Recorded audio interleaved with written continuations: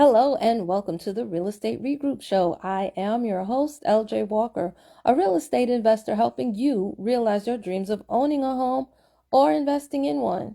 So I've been looking at this lady on Instagram. I don't know her name. Her post or her video has been, I believe it's been copied over onto a number of other very popular posts.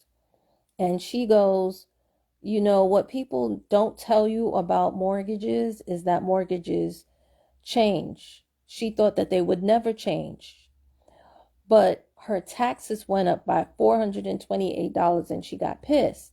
So, the first couple of times when I saw her, I got pissed after she said that it only went up to $428 because you're looking at somebody whose taxes went up $6,000. Okay? Since the time that I bought my property. I'm not happy about somebody who I have no sympathy for her. None. Absolutely none. Okay? But I'm going to move forward, press forward, and not get stuck in my feelings. So I'm going to turn this around and make this a teaching moment for the rest of you. She's absolutely right. Yes, mortgages do increase over time. They don't stay the same throughout the life of the loan. And the reason why they don't stay the same is because of the taxes. Some banks, they bill the taxes inside of the mortgage payment that you have to pay to them.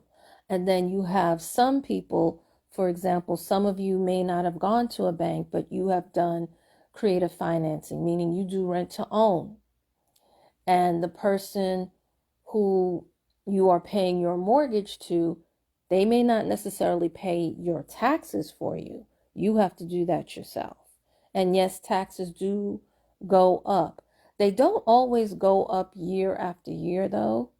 Sometimes they do, depending on where you live, but sometimes it's a couple of years and then it does go up. All right. It's based on a tax assessment that your government does. A lot of times when the property value goes up, then yes, your taxes normally do go up. But here's what she failed to mention. Here's what she probably didn't know. Okay. And that is there are tax exemptions. These for most states, right? Really, I would even go as far as to probably say all states.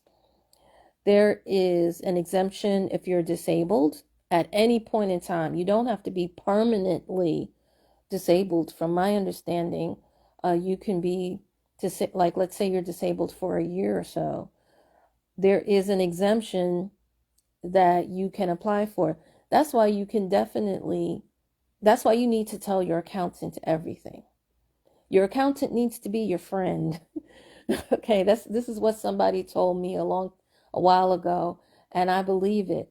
Anybody that touches your money and anybody that touches your blood, make that person your friend, because those are very sensitive issues. Those are very sensitive parts of your being, of your livelihood.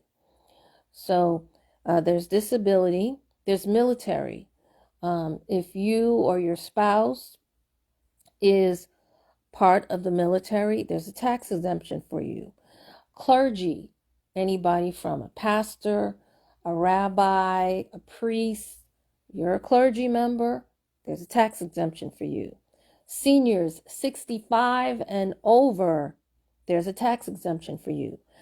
Now, I've heard that some states have expanded their tax exemption to include those who are in law enforcement, such as police officers, and also first responders. So that would be, first responders would be those who work in the ambulance, those who work in the fire department. You too, depending on where you live, may qualify for a tax exemption, but people are not going to automatically give it to you. You have to tell people, you have to talk to your accountant, and you have to let them know, hey, this is my situation at this particular point in time. Now, all accountants will not necessarily fight to have your taxes, your property taxes reduced, but you can go to them and find out like where your state arbitrator may be. These are people that you can reach out to in order to have your taxes lowered, right? Some accountants, some tax attorneys, they might do it for you, but I don't believe that all of them do. That's why when you're shopping for an accountant, you have to ask them, what is it that you do? What is it that you cover, right? Then the other tax exemption that's out there is homestead.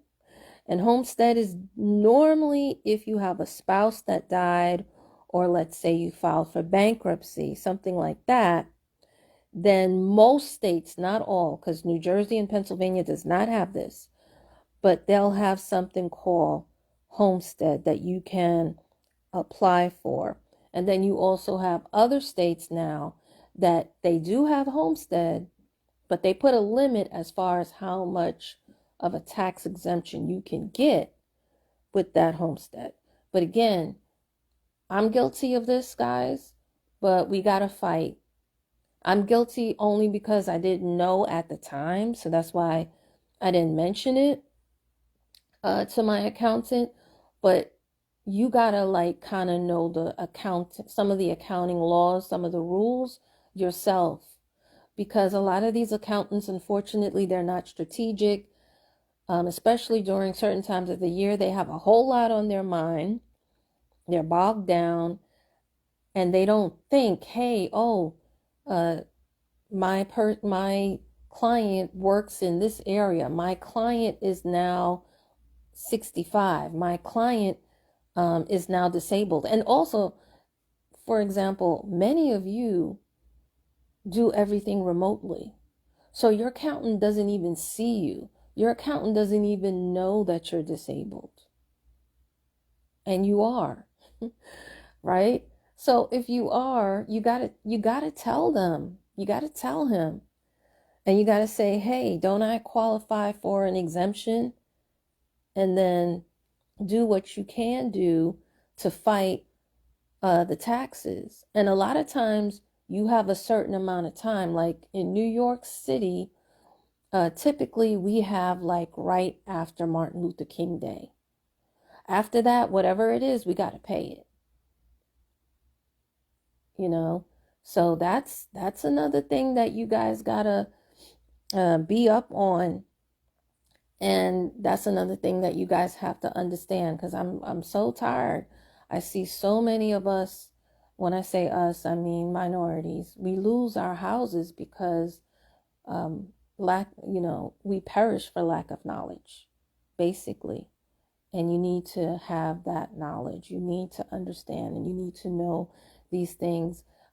That's how you'll be able to keep your home. It's one thing to buy one and be able to afford it. It's another thing to keep it.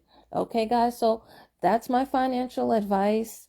I hope that it'll allow you to make smart money moves. Please feel free to pass this amongst your friends. Remember, each one, reach one, teach one. Bye for now. Until next time, have a good night.